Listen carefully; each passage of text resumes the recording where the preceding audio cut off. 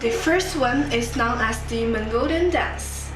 Mongolian dancing finds its origins in Mongolians' religious rituals and practices. People who believed in that particular religion wear masks that fit into their local culture. These religious Mongolian dancers typically perform bold movements that showcase their commitment and strength to their beliefs. Some of the religions, such as Christianity and Islam, require local people to be extremely disciplined and have a rigorous attitude. As a result of local religion practices, Mongolians' myths and legends affect them and influence their entire way of life. At the basis of Mongolian dance lies a deep-rooted Mongolian discipline and rigor, which is very evident in each individual dance movement. These moves require precise execution to accomplish at a higher degree of skill. Additionally, the circle pattern dancing, where dancers gather around and move rhythmically in a circle motion, has been a long-standing symbol of Mongolian dancing that signals a traditional way for them to commemorate completion of their finished and tiring work. Circular dancing still remains popular today. Mongolian people are trying to tell others by dancing in a circle. It is significant for them because this indicates that Mongolian dancers share good results and success together to encourage themselves to be more energetic on working on fields later. The Mongolian dance is widely performed, and people who dance Mongolian dancing are very loyal and heroic. For hundreds of years, Mongolians spend their short leisure time dancing traditional after a long day of farming. So their dance often embodied the most heroic aspects of workmanship at the end of a busy workday. Mongolian dance mainly divides into three parts, which are dancing with a bow, chopsticks, and long scarves. Mongolian women dance with a bow, the most classical type of dancing. The women put the bow on their hands or heads, facing the sky to show that they think the god is powerful. Also, it means that they welcome God to come into their communities or homes. The second type of Mongolian dancing deals with chopsticks, which can be performed by men and women. Usually, people strike chopsticks at regular rates and frequencies to make a silvery and bright sound. Both hands are crossed in front of their bodies while spinning quickly. The lyrics they make with the chopsticks are cheerful and inspiring in order to make people be more excited with vigor. The third type of movement is the Andai dance that monks often dance it. This gender-neutral dance comprises a large group of people in a circle. Two leading monks sing to each other and the other participants cheer and clap, forming a delightful atmosphere. The genre of music they use for Andai dance is their traditional music, expressing their feelings. At the end of a day, dancing with lively melodies helps people resolve the harsh force out of the work. They are not only dance for pleasure, but also enjoy the beautiful music. The Andai dance has been passed from generation to generation because of its large amount of participants and huge popularity. A rather simple summary for Mongolian dancing would be that their performance on the open grassy place where men display their masculinity for the female spectators. Men's clothes are long and loose. They will flick sleeves and lift the chest to show how strong their manliness are. They express their emotion in an uninhibited way. It relates to their normal life, such as hunting and farming. Usually, people will dance after hunting because they are physically exhausted and need to stretch their bodies before taking a deep sleep or rest. Now, let me perform for you this Mongolian dance.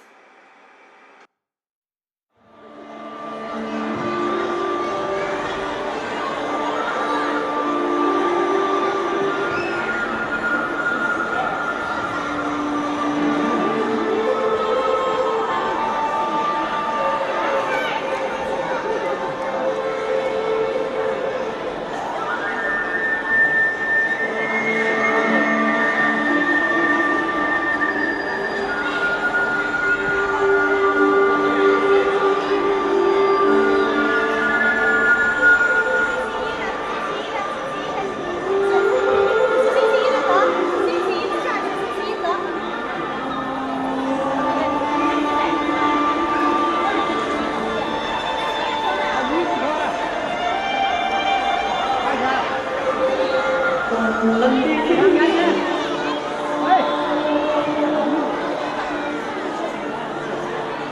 轻轻的风。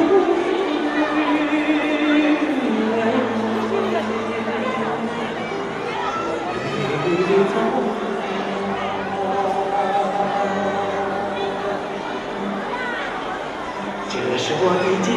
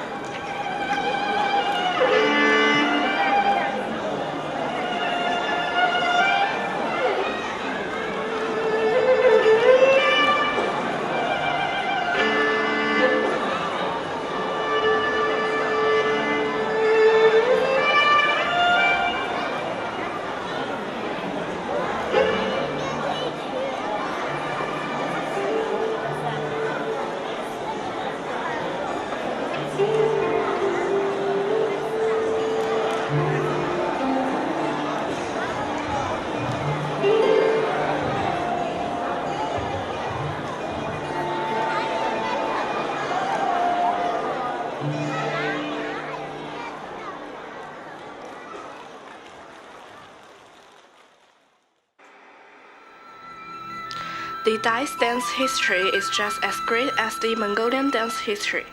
Daizu dance is mostly detailed and soft, but it still demands for natural expression. This dance focuses on the lines and contours of the body. Those characteristics of the Daizu dance style originated from Dai history and customs. In the past, the Daizu lifestyle situated primarily around the river, where people would lift up an iron water container, transporting massive amounts of water for everyday use. Sometimes their culture required them to dance with the water vessel. During certain moments of the Daizu water vessel dance, they throw these seemingly heavy containers into the air, perform a quick pivot to the left while addressing the audience with their charm, and then catch the falling containers effortlessly. They also threw these vessels to their partners and catch the vessels from each other, which asks them to have a soft and flexible line to move left and right. It originally occurred from Xinjiang, the south of Yunnan province, because more people there have a culture that constantly utilizes water vessels, and then this dance style was brought to Yunnan province and to more regions. Due to its brilliant characteristics, Daizu dance attracts many different kinds of people. Daizu dance has 4 different directional hand positions that form the different aspects of Daizu dance. Wherever the dancer walks, her postures must be constantly straight as she walks in accordance with the proper beats. Sometimes when the dancers kick their feet, the action should be quick and clear. When they raise their hands, it should be slow and soft. This indicates people who dance the Daizu style are polite and hospitable. Now let me perform for you this Daizu dance.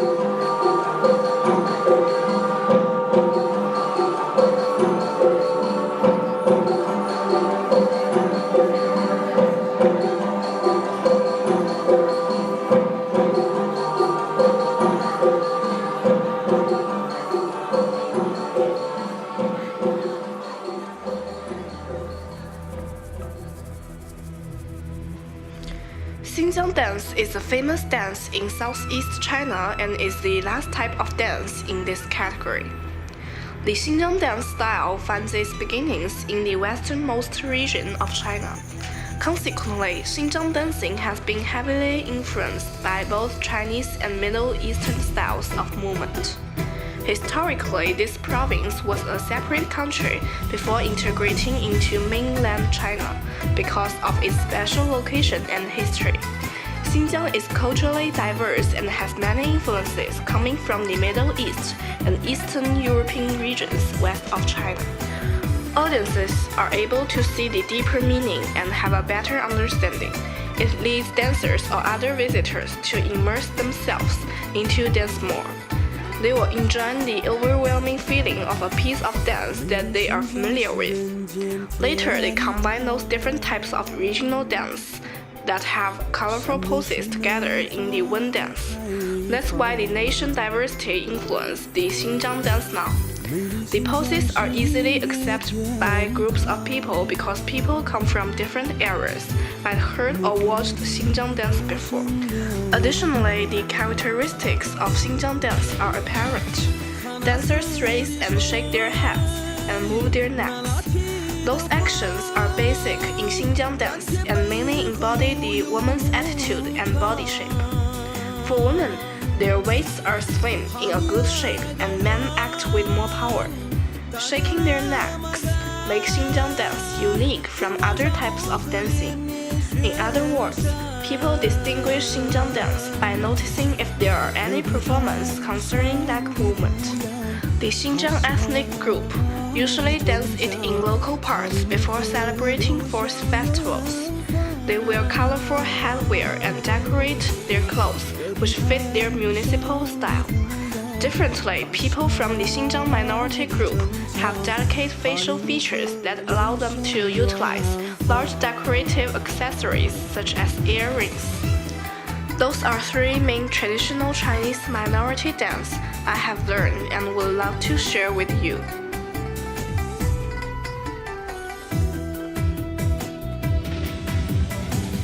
天堂新疆是